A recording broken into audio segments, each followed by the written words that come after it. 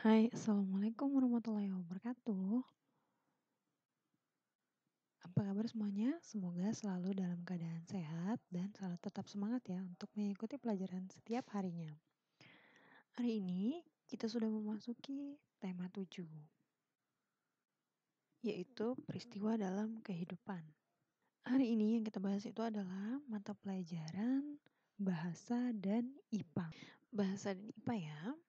Nah, pokok bahasan yang akan kita bahas itu adalah yang pertama, membaca isi bacaan, kemudian membaca karangan narasi, kemudian menulis ringkasan, dan membahas tentang sifat-sifat benda, lalu tentang perubahan wujud benda. Baiklah, kita masuk langsung ke pembahasan yang pertama, yaitu membaca isi bacaan. Untuk mengetahui informasi tentang isi bacaan, kalian dapat mengajukan sejumlah pertanyaan yang berhubungan dengan topik bacaan. Sekarang perhatikan ketentuan berikut. Dalam membuat pertanyaan dari suatu bacaan, kata umum yang digunakan adalah apa, siapa, mengapa, di mana, kapan, dan bagaimana. Nah, kata tanya umum ini sudah kita bahas ya di semester 1. Apa itu menanyakan benda, siapa itu menanyakan orang, mengapa menanyakan sebab, di mana menanyakan tempat, kapan menanyakan waktu, dan bagaimana menanyakan cara, hal, keadaan, dan sebagainya. Nah, keenam kata tanya tersebut dikenal dengan 5W1H, yaitu what, who, why, where, when, dan how. Oke, lanjut untuk pembahasan yang B, yang nomor 2. Untuk menjawab suatu pertanyaan, kalian harus menggunakan kalimat yang sempurna, singkat, padat, jelas, dan berhubungan dengan isi atau hal yang ditanyakan. Kemudian, yang terakhir itu dalam membuat ringkasan, kalian perlu mengetahui letak dari gagasan utama di setiap bacaan, yaitu paragraf deduktif atau letak gagasan utama itu ada di awal paragraf, kemudian paragraf induktif atau letak gagasan utama di akhir paragraf, dan paragraf campuran letak gagasan di awal dan di akhir paragraf. Nah, ada baiknya jika kalian takut lupa, bisa kalian catat apa yang sudah dijabarkan oleh Bu Putri tadi ya. Ayo kita lanjut ke pembahasan yang kedua, yaitu tentang membaca karangan narasi. Narasi adalah salah satu jenis pengembangan paragraf, menjelaskan secara detail sebuah kejadian atau peristiwa berdasarkan urutan waktu. Umumnya, narasi menceritakan kisah-kisah dan cerita karangan baik itu fiktif atau tidak nyata atau hayal maupun non-fiktif. Terus cerita berupa fakta atau cerita nyata. Nah, tujuan karangan narasi ini adalah memberikan informasi atau wawasan dan memperluas pengetahuan pembaca. Terdapat beberapa jenis karangan narasi, yaitu narasi ekspositorik dan narasi artistik. Nah, untuk narasi ekspositorik, tujuan dari narasi ekspositorik itu adalah memperluas pengetahuan pembaca mengenai suatu cerita dan kisah yang ditulis berdasarkan kejadian peristiwa yang sebenarnya. Umumnya, narasi ini berkisah tentang kehidupan seseorang dari awal hidupnya hingga kematiannya. Contohnya adalah biografi. Kemudian untuk narasi artistik, jenis narasi ini mengisahkan rekaan cerita yang bersifat imajinatif. Umumnya narasi jenis ini ditemukan dalam karangan seperti novel, cerita rakyat, cerpen, dan lain-lain. Karangan ini bertujuan untuk menceritakan atau memberikan pengalaman membaca secara estetis dan menghibur pembaca. Nah, jadi itulah tadi tentang karangan narasi. Lanjut untuk menulis ringkasan. Ringkasan itu adalah penyajian karangan atau peristiwa panjang dalam bentuk singkat dan efektif. Dalam meringkas, kalian harus tetap mempertahankan urutan dari isi dan sudut pandang penulis. Dengan membuat ringkasan, kita mempelajari cara seseorang menyusun pikirannya dengan gagasan-gagasan yang diatur dari gagasan yang besar menuju gagasan penunjang. Ciri-ciri ringkasan itu adalah sebagai berikut. Inti ringkasan tidak meninggalkan urutan dasar karangan. Kerangka dasar masih tampak jelas. Memangkas gagasan utama untuk menjadi lebih ringkas. Nah, selain ciri-ciri, di sini juga ada langkah-langkah untuk menyusun ringkasan. Yang pertama itu adalah baca dan pahami teks dengan seksama, kemudian menentukan dan mencatat gagasan utama di setiap paragraf, lalu mulai menulis ringkasan.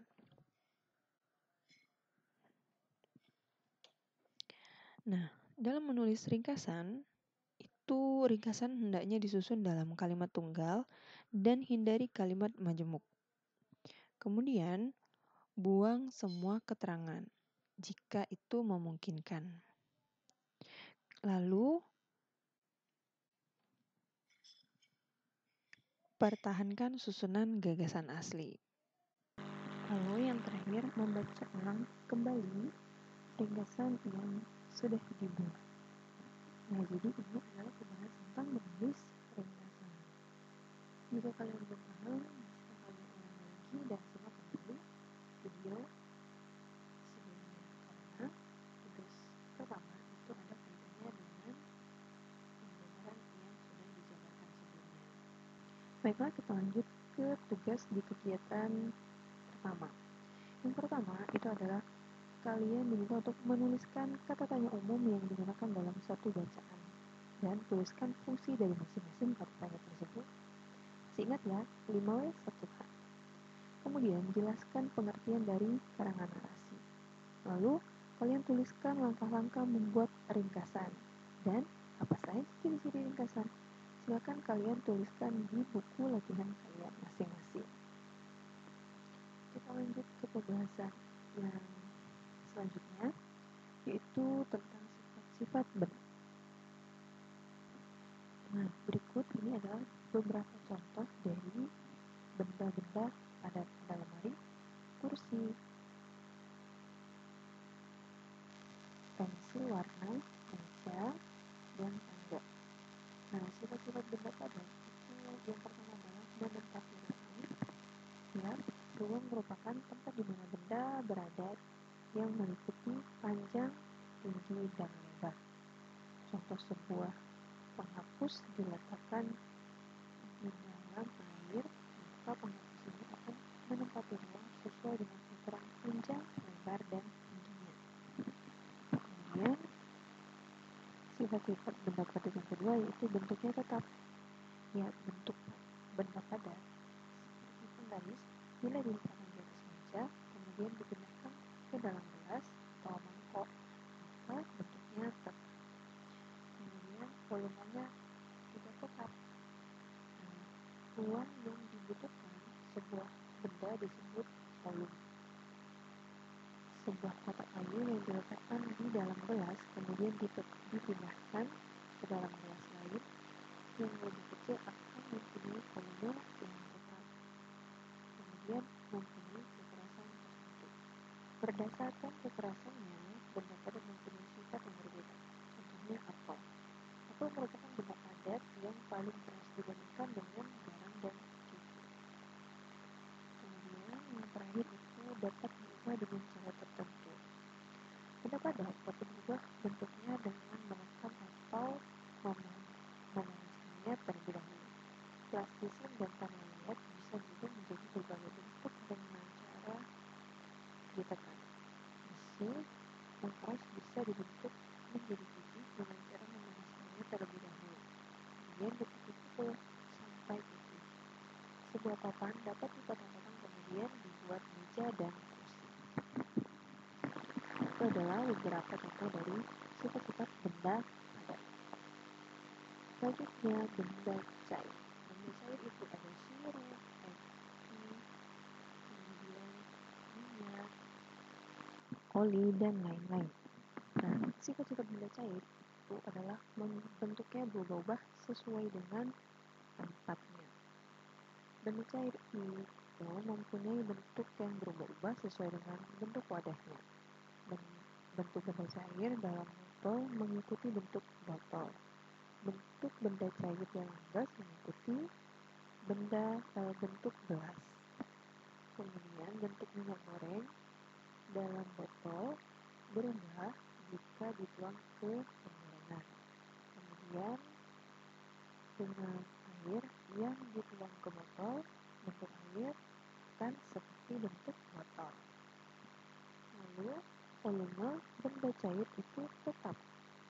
Jika sebotol benda cair dituangkan ke dalam botol kaleng kosong, volume benda cair tersebut tetap, yaitu 1 botol. Hal ini membuktikan bahwa volume benda cair dapat berubah meskipun dituang di tempat yang berbeda. Nah, benda cair itu mengalir dari tempat ke tempat yang lebih rendah. Hal ini dapat dilihat pada air terjun yang mengalir deras dan jatuh melalui tebing yang curam. Air terjun menunjukkan bahwa benda cair mengalir dari tempat yang lebih tinggi ke tempat yang lebih rendah. Kemudian, permukaan benda cair itu adalah tenang. Nah, jadi permukaan benda cair itu jika tenang, maka permukaannya akan selalu datar. Untuk permukaan benda cair yang tenang berbeda dengan benda cair yang bergelombang. Hal ini dapat diamati pada permukaan air yang diletakkan dalam botol yang tembus pandang. Walaupun botol dililangkan ke segala arah, ketika diamati bentuk permukaan benda cair yang tenang tetap datar. Sifat benda cair yang terakhir itu adalah menekan ke segala arah. Air mempunyai tekanan. Semakin ke dalam, tekanan air akan semakin besar. Hal ini dapat dibuktikan dengan memasukkan air ke dalam botol plastik. Lalu, berikan lubang-lubang kecil di dinding botol. Dari setiap lubang akan memancar air. Tekanan air di permukaan botol akan diteruskan oleh air yang berada di bawahnya ke segala arah, dan air akan mengalir keluar botol. Itulah sebabnya tembok dalam bendungan dibuat semakin ke bawah semakin tebal untuk menahan tekanan air yang semakin besar di bagian bawah. Oke, kita lanjut ke pembahasan benda gas. Sifat-sifat benda gas seperti yang tadi dalam saat kita menghirup, kita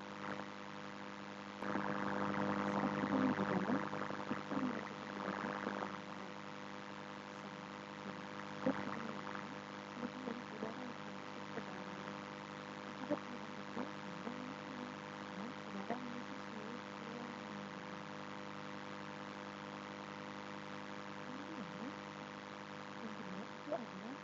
adalah benda gas mempunyai tekanan darah dan kantong plastik yang dalam ke seluruh badan.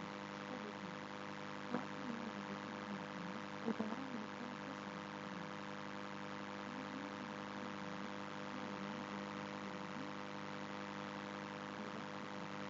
ini tidak tetap. Jadi bentuk dan ini pada benda gas itu tidak tetap. Kenapa? Karena seiring dengan seluruh ruangan yang ditempatinya. Kemudian yang menyebabkan bentuk dan volume gas jadi berubah-ubah. Perubahan tersebut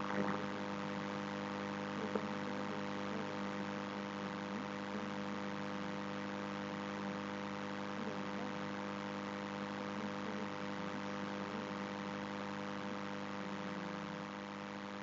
Nah,